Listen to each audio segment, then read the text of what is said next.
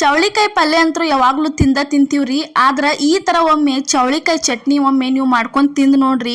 2 ರೊಟ್ಟಿ ತಿನ್ನೋರ 4 ರೊಟ್ಟಿ ತಿಂತಾರು. ಬಾಯಿ ರುಚಿ ಅದು ಕೆಟ್ಟಾಗ ಈ ಥರ ಚಟ್ನಿ ಮಾಡಿದ್ರೆ ಬಾಯಿಗೂ ರುಚಿ ಕೊಡ್ತೈತಿ, ಅಷ್ಟ ಟೇಸ್ಟು ಆಕತಿ. ಒಂದ್ಸಲ ಏನೈತ್ಲ ಈ ಥರ ನೀವು ಟ್ರೈ ಮಾಡಿ ನೋಡ್ರಿ. ಈ ಚಟ್ನಿ ಯಾವ ರೀತಿ ಮಾಡೋದು ಅಂತ ಹೇಳ್ತೇನೆ ನೋಡ್ರಿ.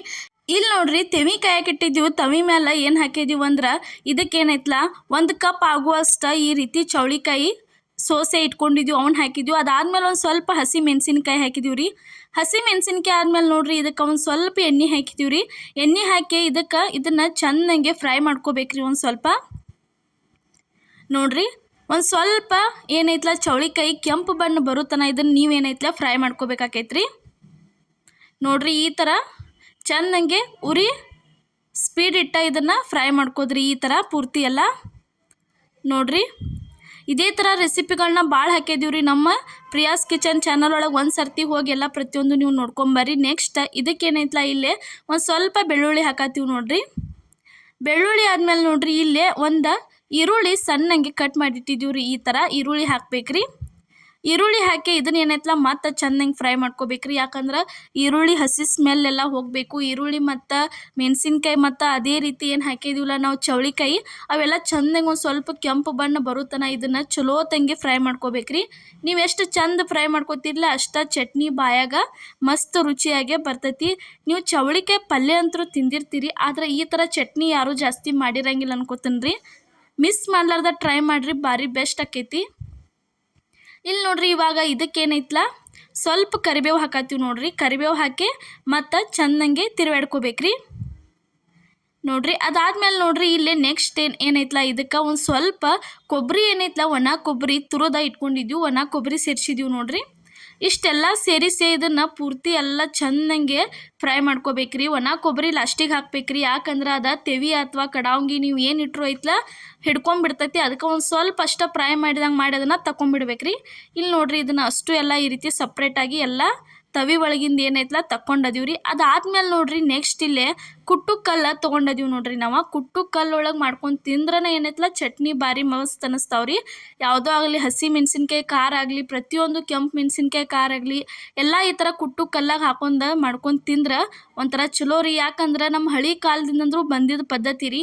ಇವಾಗೆಲ್ಲ ಮಿಕ್ಸಿ ಅದು ಎಲ್ಲ ಬಂದಾವ್ರಿ. ಆದ್ರೆ ಇದೇನೈತ್ಲ ಫಸ್ಟ್ ಸ್ಟಾರ್ಟಿಂಗಿಂದನ ಇದ ಪದ್ಧತಿ ನಮ್ಮಲ್ಲಿ ಐತ್ರಿ.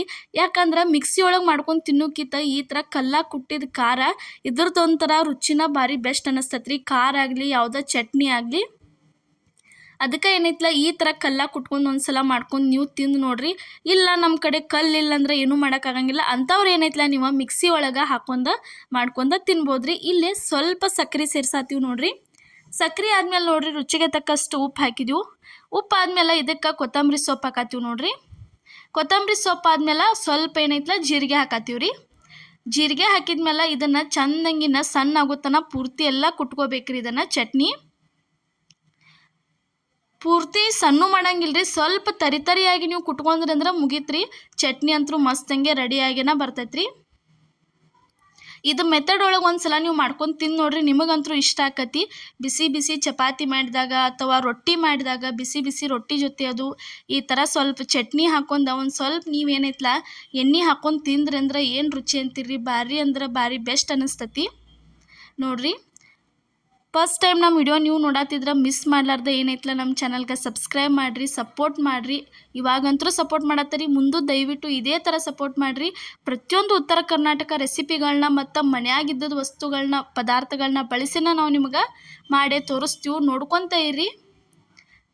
ನೋಡ್ರಿ ಈ ಥರ ನೋಡ್ರಿ ಚಟ್ನಿ ಅಂತೂ ರೆಡಿ ಆಯ್ತು. ಇಷ್ಟು ತರಿಯಾಗಿ ಮಾಡ್ಕೊಂಡ್ರಿ ಅಂದ್ರೆ ಮುಗಿತ್ರಿ. ಚವಳಿಕಾಯಿ ಪಲ್ಯ ತಿಂದು ಬೇಜಾರಾಗಿರ್ತೈತ್ಲಿ, ಅವಾಗ ಈ ಥರ ಏನೈತ್ಲೆ ನೀವು ಚಟ್ನಿ ಒಂದ್ಸಲ ಟ್ರೈ ಮಾಡ್ಕೊಂಡ ನೋಡ್ರಿ. ಇವಾಗಂತೂ ನೋಡ್ರಿ ಚಟ್ನಿ ಅಂತೂ ರೆಡಿ ಆಯ್ತು ನೋಡ್ರಿ. ಮಸ್ತಂಗೆ ಚವಳಿಕಾಯಿ ಚಟ್ಟ ರೆಡಿಯಾಗಿ ಬತ್ ನೋಡ್ರಿ. ಈ ಥರ ಸ್ವಲ್ಪ ಏನೈತ್ಲ ಗೊಂಜಾಳ ರೊಟ್ಯಾಗ ಹಾಕತ್ತೀವಿ ನೋಡ್ರಿ. ಗೊಂಜಾಳ ರೊಟ್ಟಿ ಆಗಲಿ, ಬಿಸಿ ಚಪಾತಿ ಆಗಲಿ, ಜೋಳದ ರೊಟ್ಟಿ ಆಗಲಿ, ಈ ಥರ ರೊಟ್ಯಾಗ ಹಾಕಿ ಒಂದು ಸ್ವಲ್ಪ ಎಣ್ಣೆ ಹಾಕೊಂಡು ಮಾಡ್ಕೊಂಡು ತಿಂದ್ರಿ ಅಂದ್ರೆ ರುಚಿ ಅಂತೂ ನೀವು ಯಾವತ್ತೂ ಮರೆಯಂಗಿಲ್ಲ.